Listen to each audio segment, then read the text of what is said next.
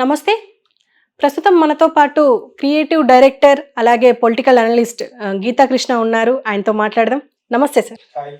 Sir, Venu Swamy జోస్యం విఫలమైంది SRH విషయంలో అని చెప్పేసి మాట్లాడుతున్నారు. అండ్ ఎట్లా అంటే కావ్యమారానికి మంచి దినాలు అవుతున్నాయి, ఖచ్చితంగా ఎస్ఆర్హెచ్ గెలుస్తుంది అని చెప్పేసి మాట్లాడుతున్నారు. ఎస్ఆర్హెచ్ హైదరాబాద్ టీం ఐపీఎల్లో. సో నిన్న జరిగిన మ్యాచ్ లో ఓడిపోయారు, కేకేఆర్ గెలిచింది. సో వేణుస్వామి ఇక నెక్స్ట్ మారణ వల్ల అమ్మాయి. సో వేణుస్వామి కథ అయిపోయింది, ఇంతే ఇక ఎప్పుడు ఇవి చెప్పుకుంటే బతికేస్తారు అని చెప్పేసి కూడా మాట్లాడుతున్నారు. అసలు ఏమంటారు? నేను వీడి గురించి ఆల్రెడీ చెప్పాను. అయినా కూడా ఈ సినిమా హీరోయిన్లు వాళ్ళందరికీ మనం చెప్పింది అర్థమవుకో చూడకో ఏదో విధంగా పైకి వచ్చేయాలి. పైకి వస్తే ₹1 తీసుకొచ్చాను. హీరోయిన్లు వెళ్ళిపోయి వాడికి 10 లక్షలు ఇచ్చి పూజ చేయించుకోవడం. వాడికి రిచ్, వాడి పూజారి, గుడిలో పూజారి అండి. సో వాడిని అప్పుడప్పుడు ఈ సినిమా బిల్లుగా అలాగ ఎంటర్ అయ్యాడు, అలాగా పూజలు చేయడానికి ఎంటర్ అయ్యాడు. రంగురంగు బట్టలు వేసుకుని మొత్తానికి నేను చాలాసార్లు ఛాలెంజ్ చేశాను అసలు. ఎలాగంటే నువ్వు వ్యధకవర్లు చెప్పక, ఎలా చెప్పకంటే మాట్లాడితే ఆడు చచ్చిపోతాడు, వీడు చావకుండా ఎలా ఉంటారా ఇడియట్. చావు పుట్టులు నీ చేతులు అట్లా ఉందంటే నువ్వు ఎప్పుడు చచ్చిపో చెప్పు, ₹1 ఇస్తాను. నేను ఎప్పుడు చచ్చిపో అని చెప్పు, పల్లవాడు చెప్తాను పేరు, ఎప్పుడు చచ్చిపోతాడు చెప్పు. క్రికెట్ మ్యాచ్ వరకు వెళ్ళక్కర్లేదు. ఒక్క బోగసాడు డబ్బులు రోజుకి అంత తెచ్చిపెట్టి పోతున్నాయి. ఒక్కొక్కటి ధర 10,000 20,000 తీసుకుని ఒక BMW కార్లు, వాడికి పప్పు సంపాదించుకుందానికి చెప్పట్లేదు, ఏదో చెప్తున్నాడు. ఇప్పుడు ఎప్పుడు జగన్ గెలుస్తాడు, నువ్వు చెప్పిందే సర్వేలు చెప్తున్నాయి. ఓకే, నిజంగా గెలిస్తే ఇటు కోట్లు వచ్చి పడిపోతాయి. ఇప్పుడు మరి కావ్యమారం ఎందుకైందంటే ఇటు ఒకటి కాదు, మన అవ్వనే చూసుకుంటున్నారు, అగ్ని ఒకటి చూస్తున్నాం. మీకు అర్థమైందా? పెద్ద బాగొస్తుంది ఆస్ట్రాలజీ. కరెక్ట్ ఆస్ట్రాలజర్స్ ఆ సైంటిఫిక్గా చేసేవాళ్ళు చాలా తక్కువ మంది ఉన్నారు. వాళ్ళ దగ్గరికి వెళ్తే పాప వాళ్ళకి డబ్బులు ఇవ్వం మనం, వాళ్ళు కానీ నిజం చెప్పడం మొదలు పెడతాను. మిగతా వాళ్ళందరూ కూడా ఒక పద్యం పాడతారు ముందు యూట్యూబ్లో, వాగద్ధ వ్యవసృప్త వాగద్ధ ప్రతిపత్తయ్యే అన్నట్టు వాడు అంటాడు. గంటసేపు ఆడతాడు. యాంకర్ అది కూర్చొని ఉంటుంది లంకర. తొట్టిగాడి వీళ్ళంతాను పక్కన పెడితే వీడు అంతకంటే పెద్ద పెద్ద తొట్టి. Don't misguide, you are unnecessarily injecting superstitions, అంటే మూఢనమ్మకాలనే నువ్వు ఇంజెక్ట్ చేస్తున్న జనాల్లో. అటువంటి వాళ్ళని బ్యాన్ చేసి పబ్లిక్ లిటిగేషన్ కేసు పెట్టాలి.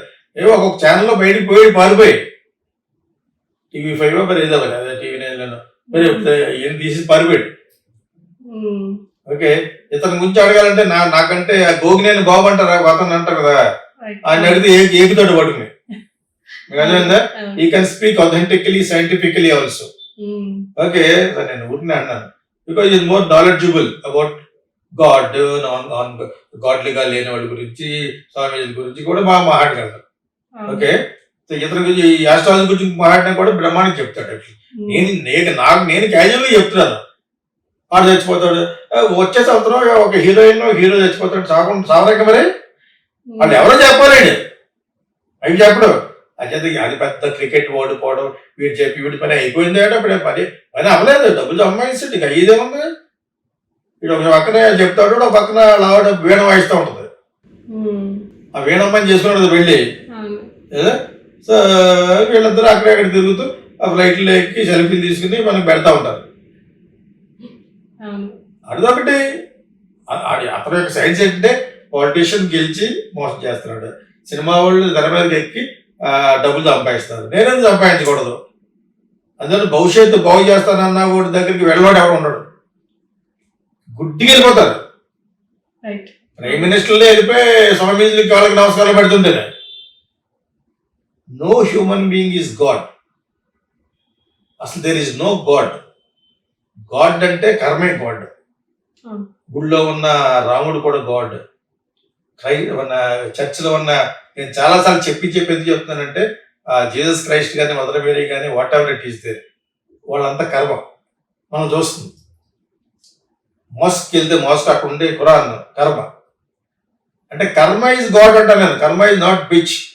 అంతే తప్ప వీడు కూడా ఈ ఏదో కర్మ చేసి వీడి వల్ల ఏమన్నా ఎఫెక్ట్ అయితే వాడికి కర్మ తగులుద్ది. వాడు చేసింది వాడు ఇలా సక్సెస్ఫుల్ అవుతుంది కర్మ ఫలితమే.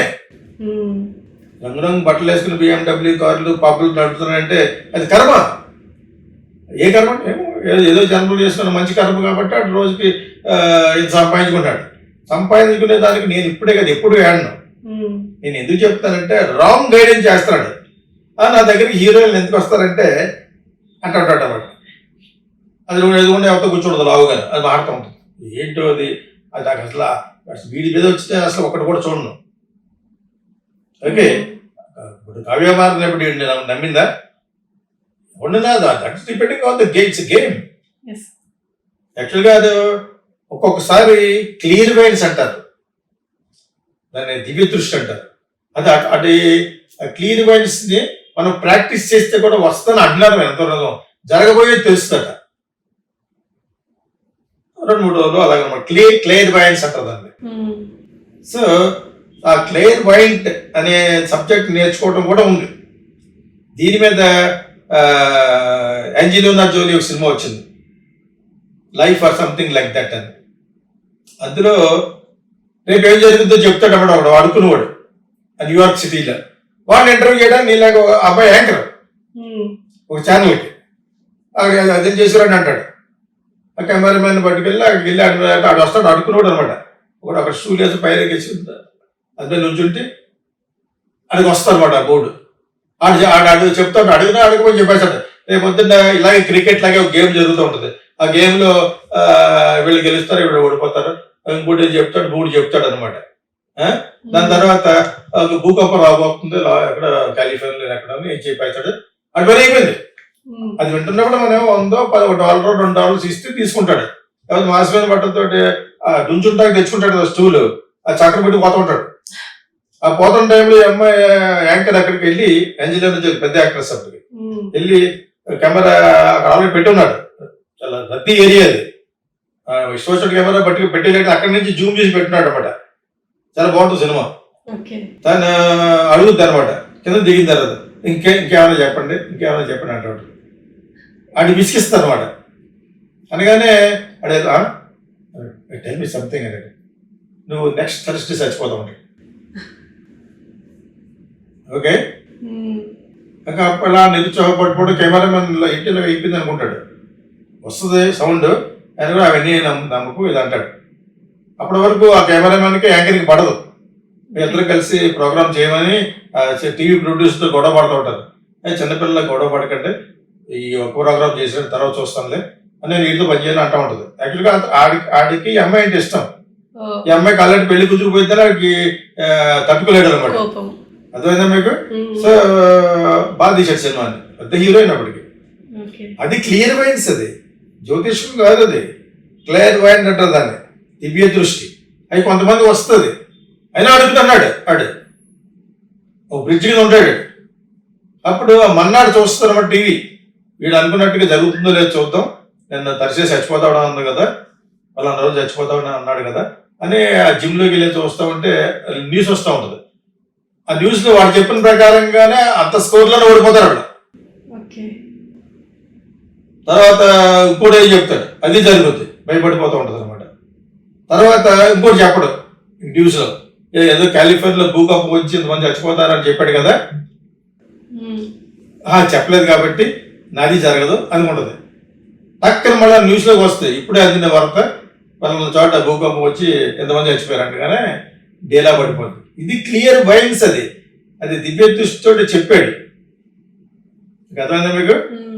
వాడు మళ్ళా వెళ్ళి అడిగితే నువ్వు ఎలా చెప్పావంటే నాకు తెలియదు అంటాడు. సీన్ కూడా ఉంది.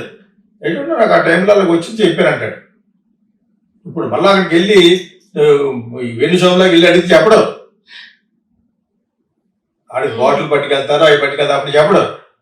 ఆడికి ఏదో వస్తే ఆ మూడ్లో ఆ టైంలోకి వెళ్ళి ఆ స్టూల్ వేసి అన్ని నుంచి చెప్తాడు.